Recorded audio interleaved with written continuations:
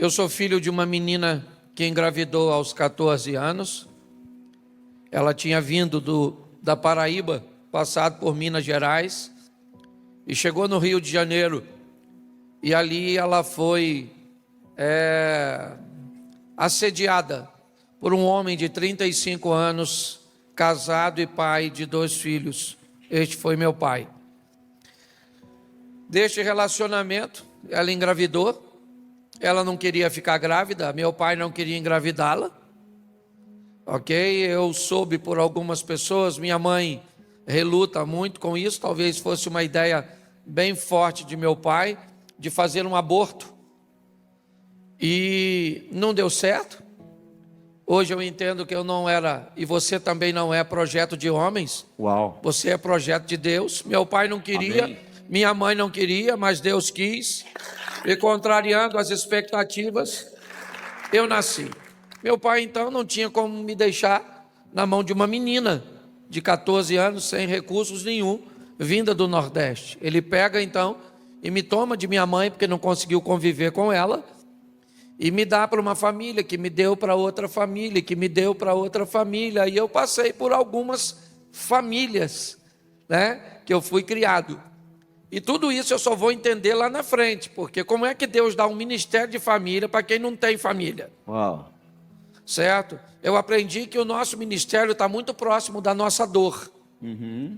Então, na verdade, o que Deus estava era me forjando, ao me fazer conviver com todas aquelas famílias, observar como elas viviam, seus conflitos, suas adversidades, seus problemas.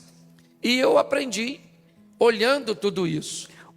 Me tornei alguém muito desconfiado do relacionamento conjugal, porque muitos dos lares por onde passei havia traição, e a criança, apesar de não poder falar, pelo menos mas na minha geração não podia falar mesmo. Podia falar.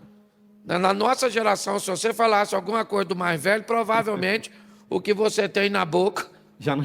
não é seu, certo? Você teve que comprar, porque a turma não era fácil. E eu vivi nesse contexto todo, tá certo?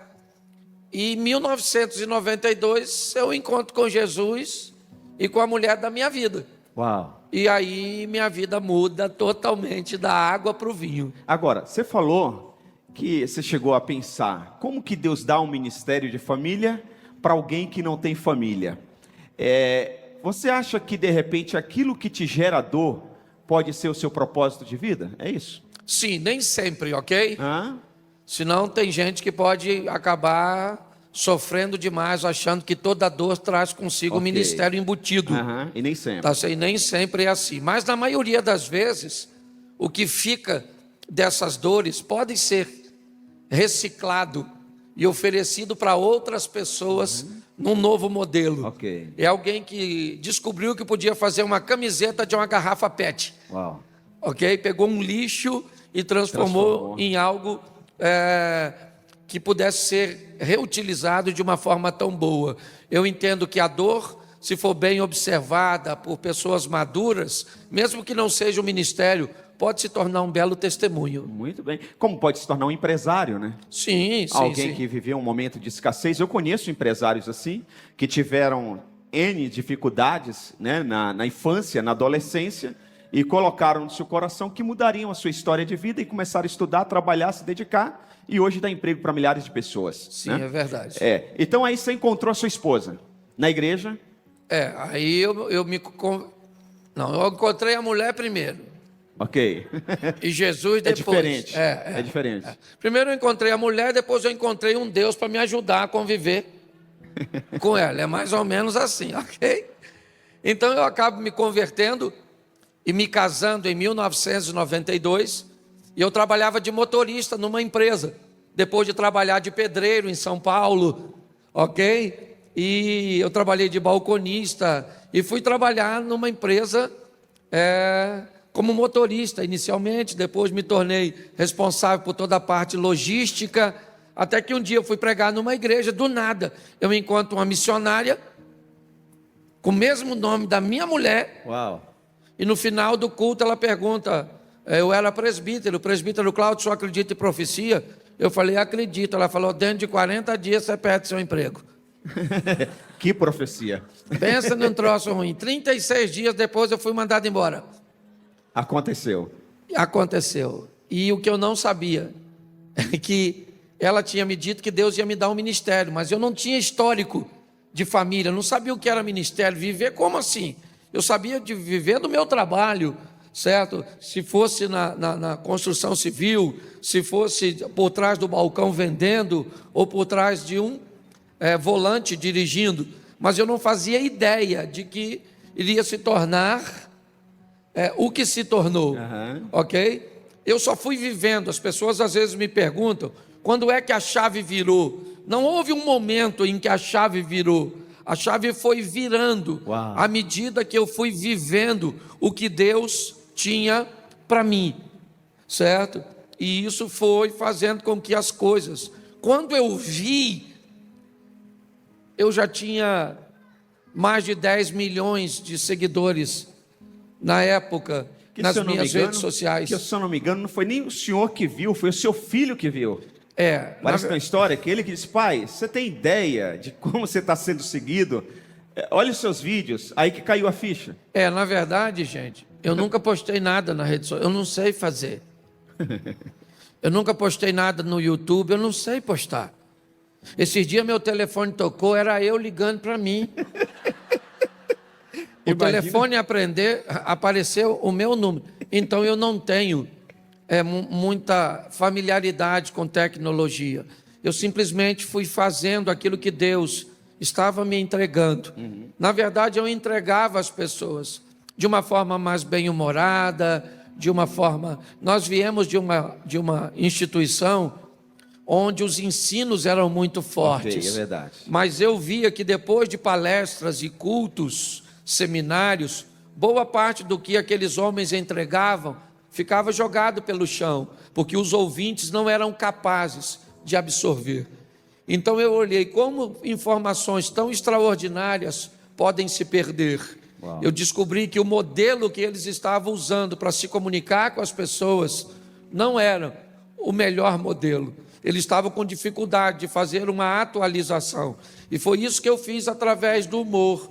Então eu comecei a receber coisas das pessoas, colocar uma roupagem nova, devolver para elas, e elas ficavam maravilhadas daquilo que estavam recebendo, e às vezes... Que era delas. Que era, exatamente.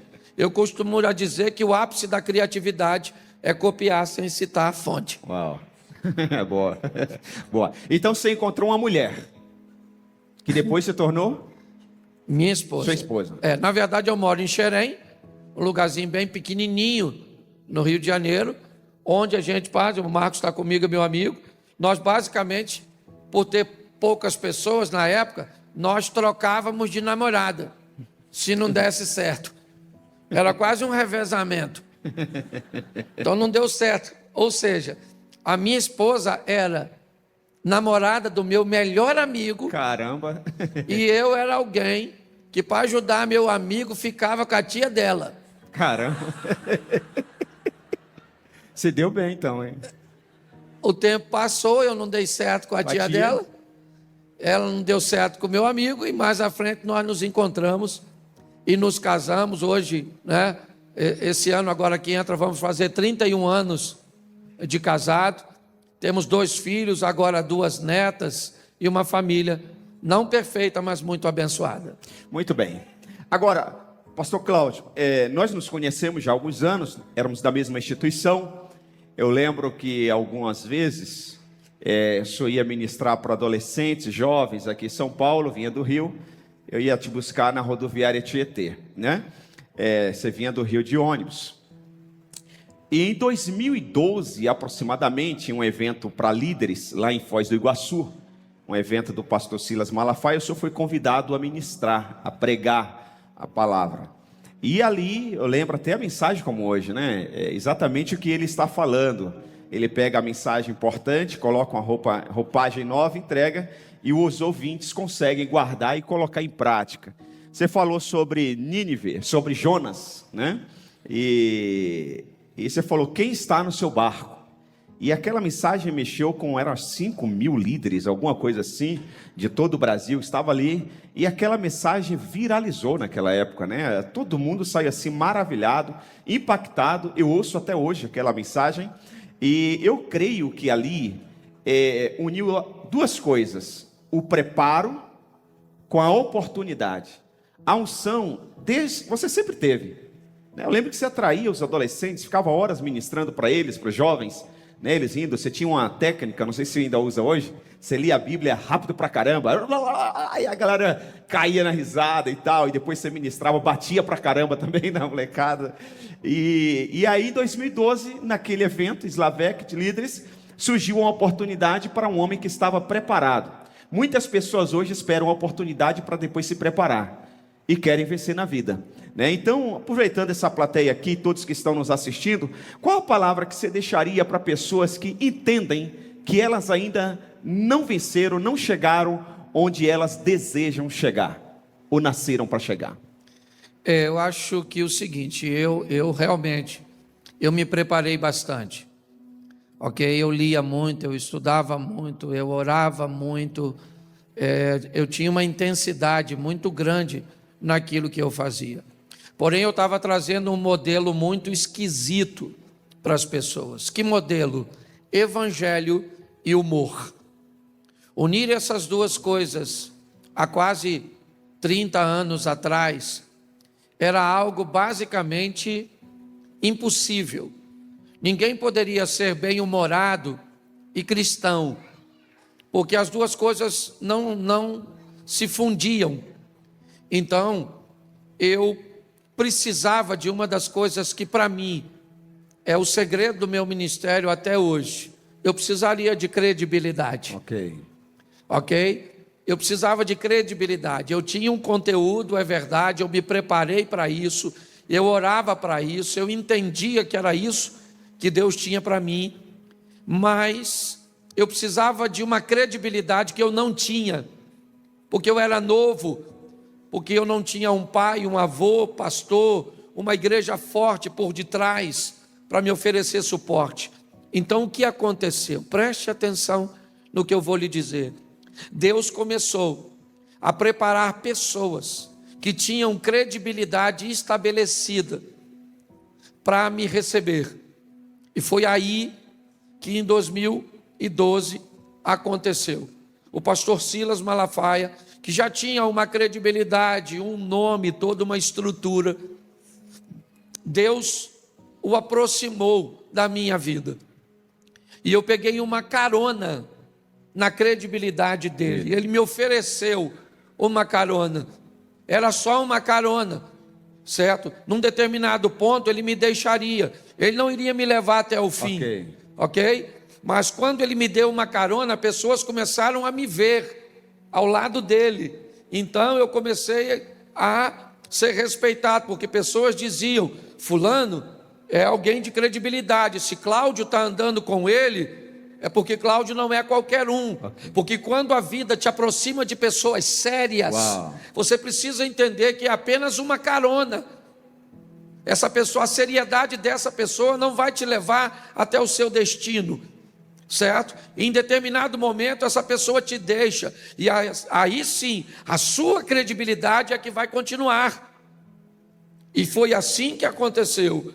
Eu ganhei credibilidade no ambiente da juventude, eu ganhei credibilidade no ambiente de família, eu ganhei credibilidade no ambiente de casais, eu fui para o ambiente de empreendedorismo, certo? Talvez hoje eu também seja um dos palestrantes mais convidados para falar em evento de empreendedorismo com os grandes do ambiente secular. E tudo isso foi porque eu entendia que quando Deus mandava alguém experiente, firme, consolidado para perto de mim, era para eu pegar uma carona com essa pessoa.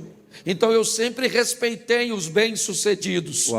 Eu sempre descobri que neles havia a possibilidade de eu pegar alguma coisa, apenas uma carona, certo?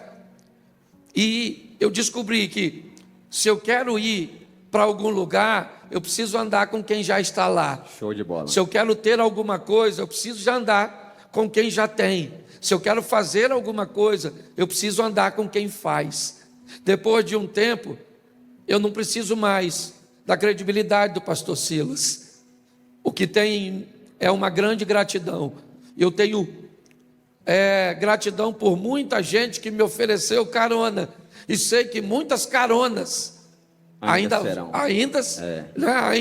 aparecerão no meu futuro para que eu possa embarcar. Mas foi assim que tudo aconteceu. Hoje, graças a Deus, eu já há mais de 10 anos, Isaac, eu sempre oscilo no ambiente gospel entre o primeiro ao terceiro itinerante, com mais convites para se pregar no Brasil e fora do Brasil.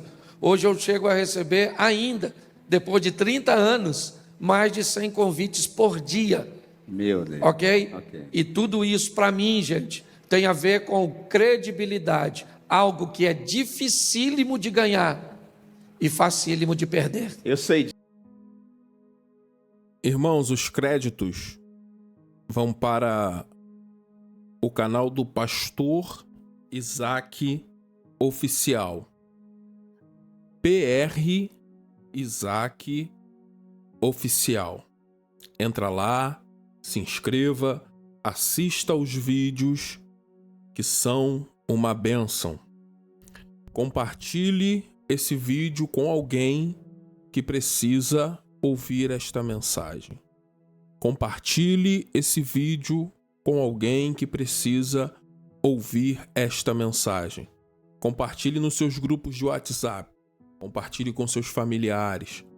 Esse vídeo ele fala poderosamente aos nossos corações, porque o nosso Deus ele é poderoso para mudar a história. Se você tem um testemunho impactante e gostaria de compartilhar ele nas nossas redes, nos nossos canais, entre em contato conosco pelo WhatsApp, na descrição desse vídeo ou na bio dos nossos perfis na rede. Se esse vídeo falou teu coração, deixa o teu like. Nos siga também para mais vídeos. Que Deus abençoe tua vida poderosamente.